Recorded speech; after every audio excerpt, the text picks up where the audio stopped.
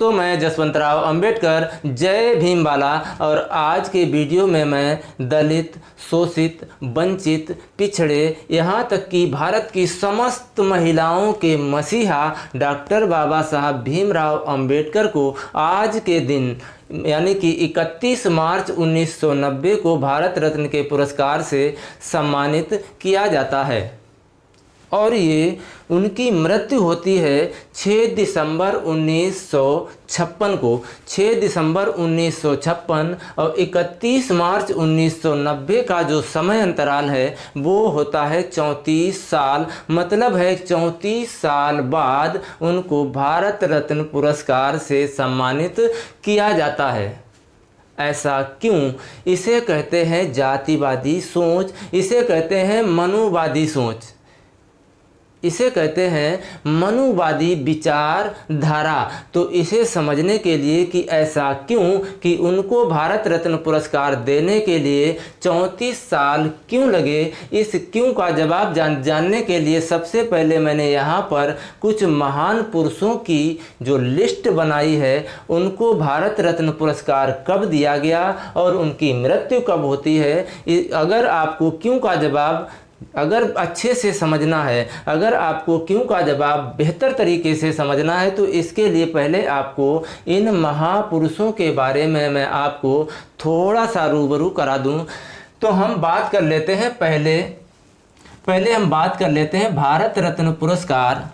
और भारत रत्न पुरस्कार की शुरुआत कब होती है? तो आपको पता होना चाहिए कि 2 जनवरी 1954 को भारत रत्न की शुरुआत होती है। भारत रत्न पुरस्कार की शुरुआत कब होती है? 2 जनवरी 1954 को। इसका मतलब है कि 1954 शुरू ही होती है।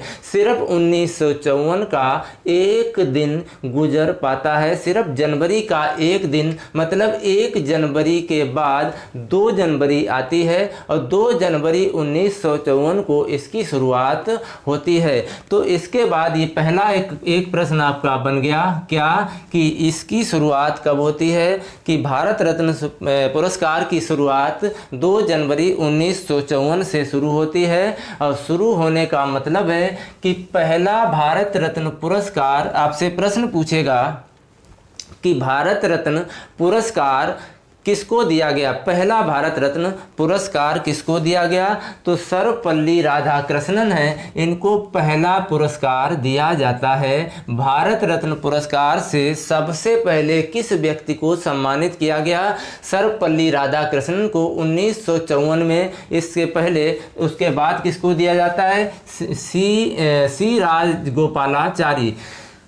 सी राजगोपालाचारी को भी 1954 में दिया जाता है। 1954 के बाद जो राधाकृष्णन है इनको 1954 में दिया जाता है। उनकी मृत्यु होती है 21 साल बाद, मतलब 1975 में। राजगोपालाचारी को दिया जाता है 1954 में और इनकी मृत्यु होती है 1972 में, मतलब ये लगभग 18 साल बाद इनकी मृत्यु होती है। और सीवी रमन को दिया जाता है 1954 में, इनकी मृत्यु होती है 1970 को। कब होती है? 1970, मतलब लगभग 16 साल बाद या 16 साल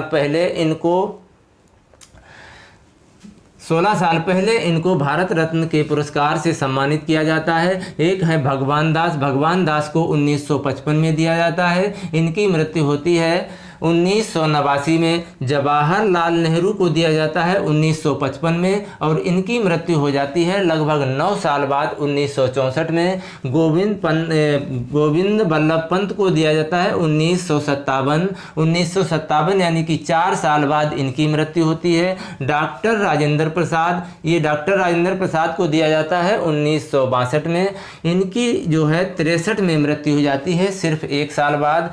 लाल बहादुर शास्त्री का जो दिया जाता है 1966 में, इनकी खैर मृत्यु उसी टाइम हो जाती है 1966 में ही। और इंदिरा गांधी को दिया जाता है 1971 को, इनकी मृत्यु होती है 1984 71 का मतलब है कि 81 और 3 मतलब 13 साल बाद।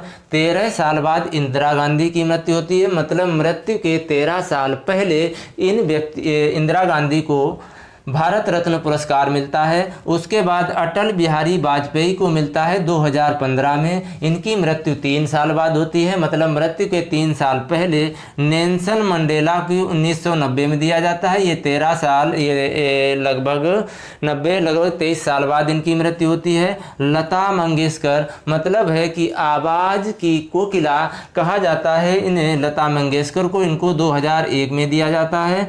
और हमारे मास्टर ब्लास्टर सचिन तेंदुलकर, इनको दिया जाता है 2014 में, ये अभी जीवित हैं। मदर टेरेसा, इनको दिया जाता है 1980 में, और इनकी जो मृत्यु होती है 1997 में होती है। डॉक्टर अब्दुल कलाम आज़ाद, ये हमारे 11वें राष्ट्रपति थे, इनको दिया जाता है 1997 में, और 27 जुलाई 1915 को इनकी मृत्यु होती है।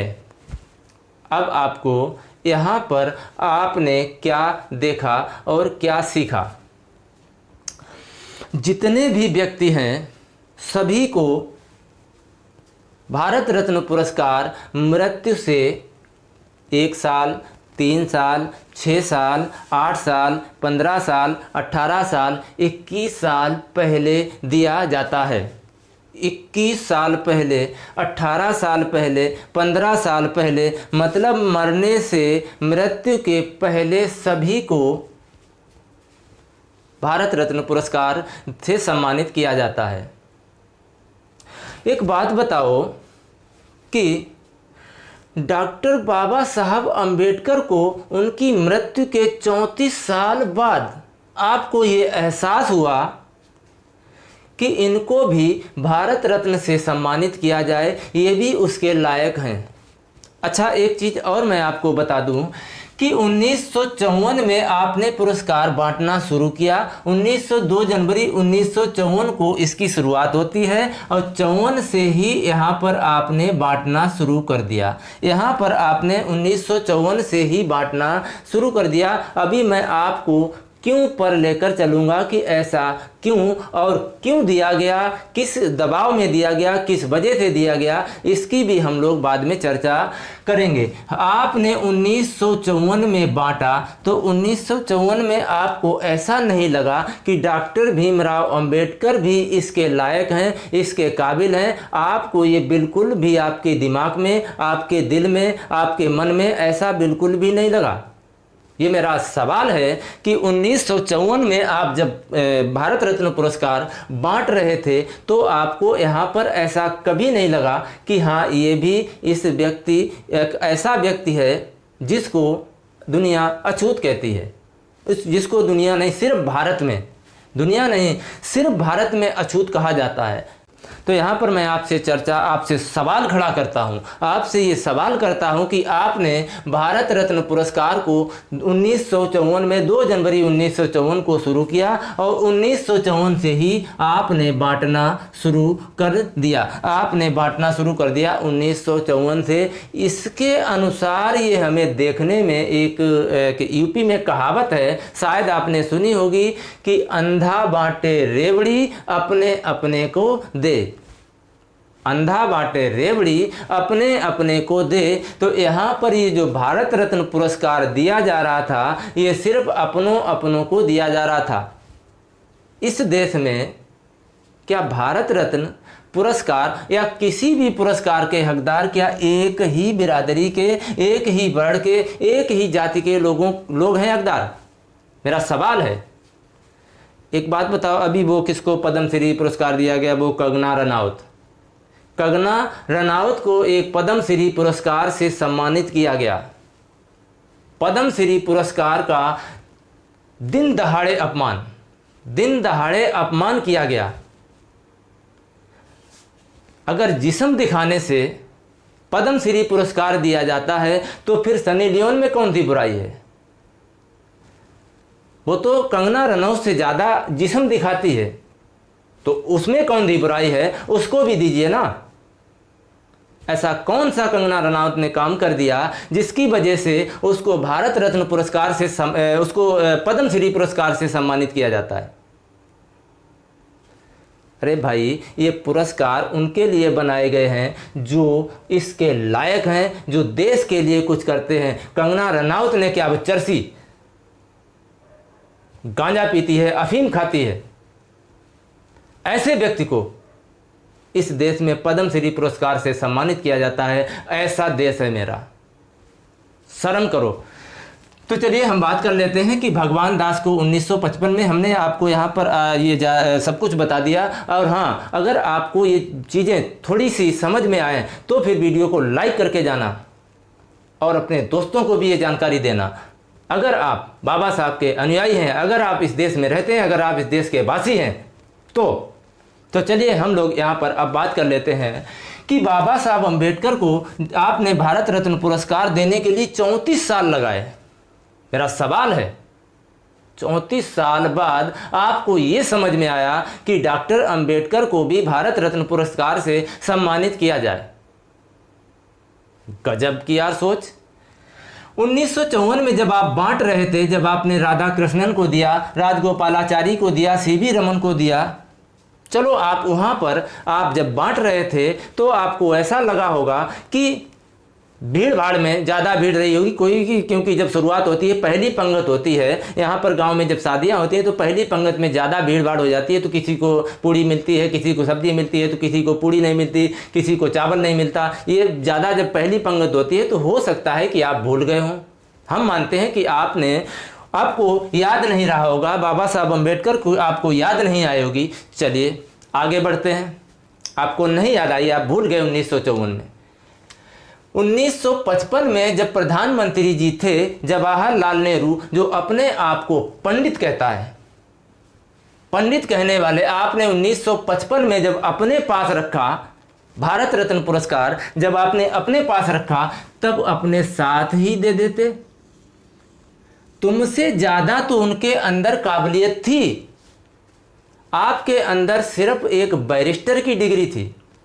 बाबा साहब अम्बेडकर के पास 32 डिग्रियां, 9 भाषाओं का ज्ञान, सिंबल ऑफ नॉलेज का दर्जा आपके पास क्या था? आपने जब 1955 में अपने पास जब भारत रत्न पुरस्कार रखा तो आपको बाबा साहब अम्बेडकर को भी दे देना चाहिए था, लेकिन आपने ऐसा नहीं किया। क्यों?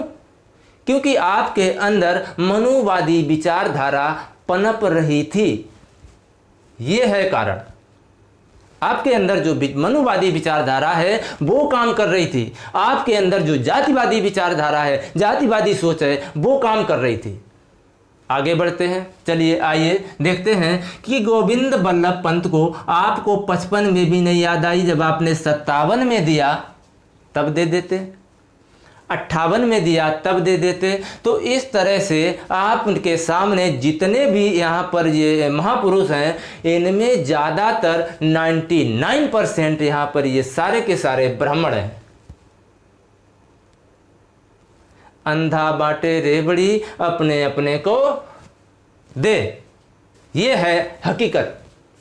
अब इस हकीकत को हम जब से शिक्षित हुए, जब से जाने, हम इस देश को बताएंगे, इस देश की जनता को बताएंगे कि कम से कम पुरस्कार बांटते समय भी लायक और नालायक, आपको समझ में आ रहा है कि लायक और नालायक की अगर बात करें तो इतने तो बुद्धिहीन नहीं रहे होगे कि डॉक्टर भीमराव अंबेडकर, जिन्होंने इस सबसे बड़े लोकतांत्रिक देश को संविधान दिया, अपना सर्वत्र जीवन अपने देश के लिए, इस समाज के लिए लगा दिया, मतलब उनको इसके लायक ही नहीं समझा।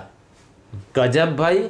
चलिए आगे देखते हैं। 62 आया, 66 आया, 71 आया, 15 आया, 90 आया, उसके बाद आया 71, 1990।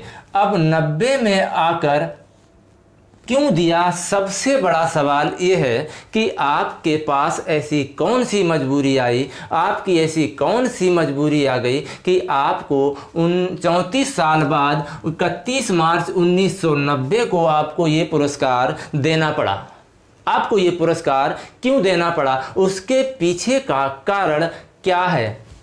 क्योंकि मैं एक शिक्षक हूँ, इसलिए मैं आपको थोड़ा सा रूबरू कराऊं कि सन 1978 में कांसीराम साहब आते हैं। कौन आते हैं? मान्यवर कांसीराम साहब। कांसीराम साहब आते हैं। इन्होंने एक संस्था का निर्माण किया, बामसेफ। इन्होंने एक संस्था का निर्माण किया, ऑर्गेनाइजेशन, संगठन बामसेफ।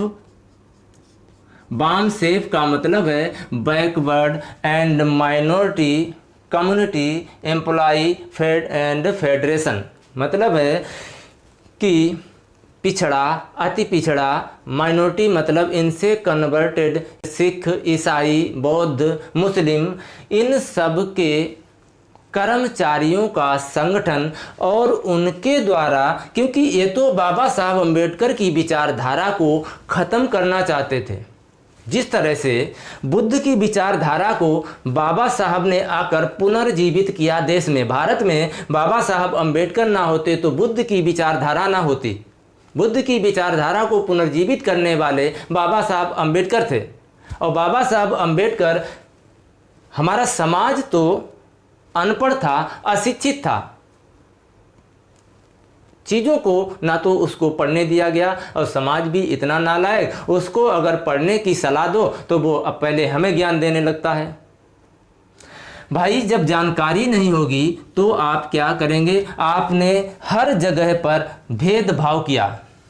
जब कांसीराम साहब आए तो कांसीराम साहब ने 1978 में एक बामसेफ संगठन का निर्माण किया, और संगठन का निर्माण करते हैं, और संगठन के द्वारा लोगों तक बाबा साहब के द्वारा दी गई जो विचारधारा है, बुद्ध की विचारधारा, बाबा साहब की विचारधारा, ज्योतिराव फुले की विचारधारा, कर्पूरी ठाकुर की विचारधारा, सावित्रीबाई फुले की विचारधारा, साहू जी महाराज की विचारधारा, शिवाजी महाराज की विचारधारा, ऐसे हमारे समाज में बहुत सारे महापुरुष हुए जिनकी विचारधारा को आगे बढ़ाकर दलित, शोषित, वंचित, जिनके मसीहा अभी हमने बताया, दलित, शोषित, वंचित, पिछड़े, यहाँ तक कि समस्त महिलाओं के मसीहा, तो उनकी विचारधारा को घर घर जाकर, डोर टू डोर, उनकी विचारधारा को बाबा साहब को पुनर्जीवित किया।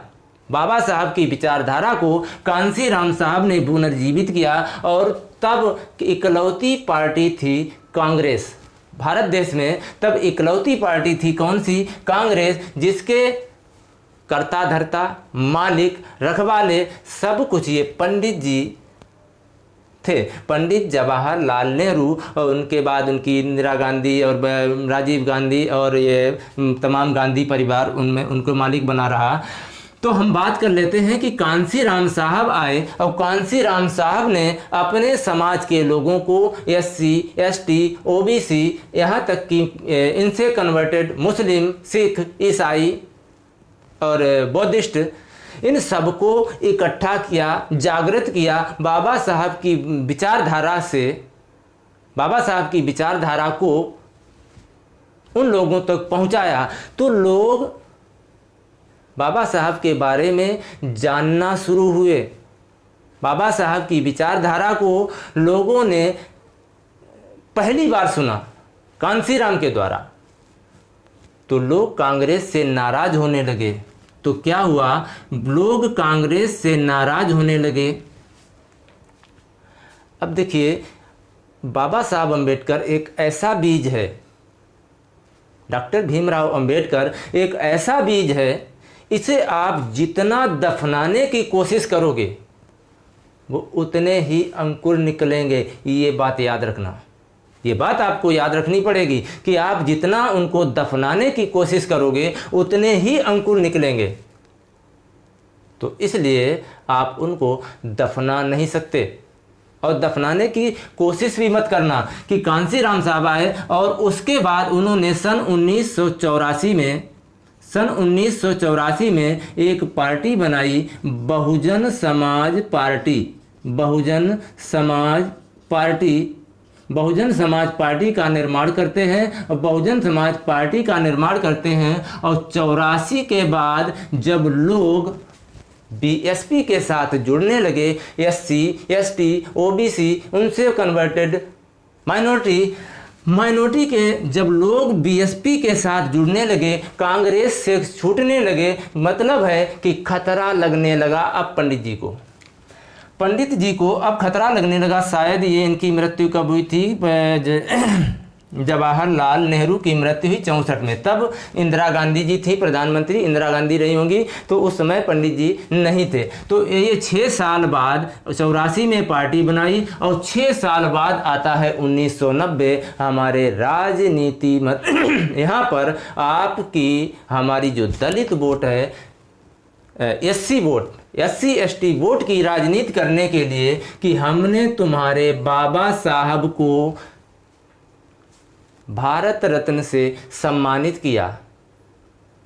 ये है कारण कि ये जो समाज है ये अब जाग चुका है। अब जागने के बाद ये बीएसपी में ना जाए, बीएसपी से अपनी जगह बांधने के लिए, बीएसपी से हटाने के लिए उन्होंने बाबा साहब अंबेडकर को 1990 में, मतलब 34 साल बाद, क्यों ये डर पैदा किया? किसने?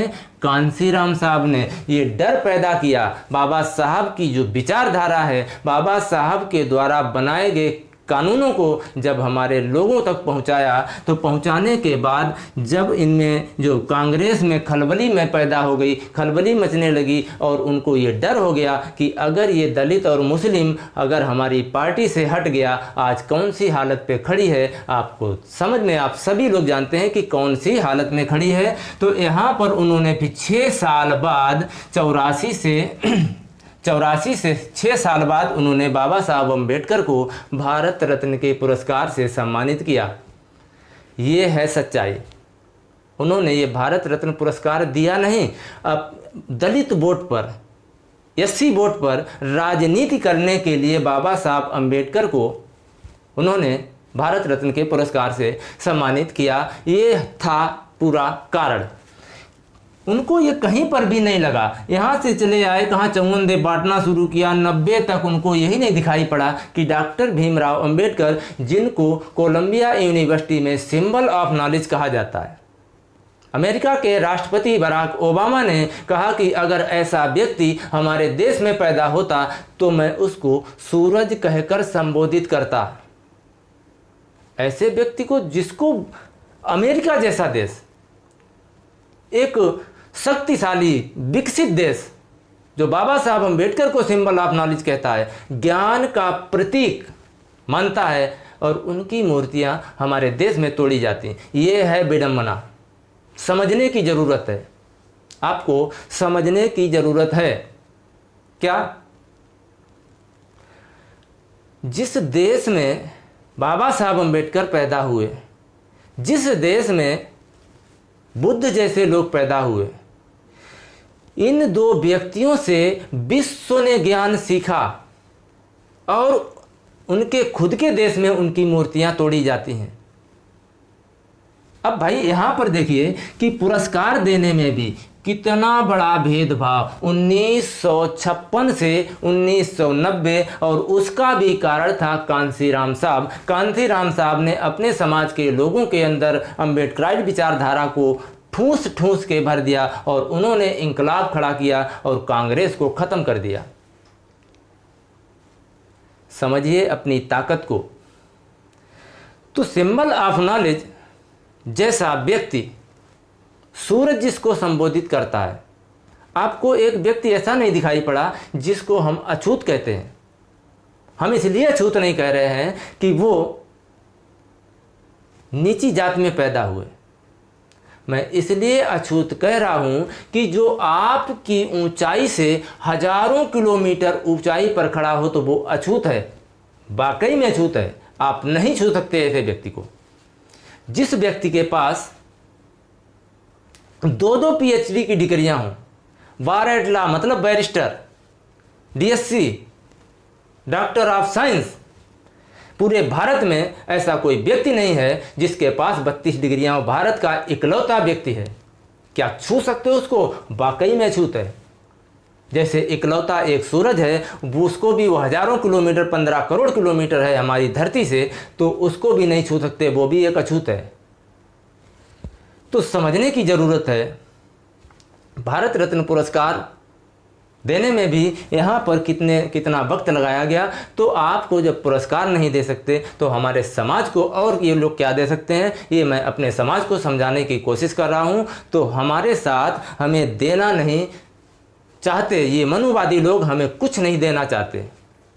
सारा का सारा इतिहास में धोखाधड़ी की गई और इतिहास में अपने ही जितने भी लोग हैं जिन्होंने थोड़ी सी ईंट भी फोड़ दी, उसका भी नाम इतिहास में रख दिया। एक आंदोलन किया, उसका भी नाम बाबा साहब अम्बेडकर ने कितने आंदोलन किए, क्या कभी इतिहास में पढ़ाया गया? बाबा साहब अम्बेडकर ने कितनी किताबें लिखी, क्या कभी इतिहास में ये पढ़ाया गया? नहीं। क्यों? दलित समाज के हैं।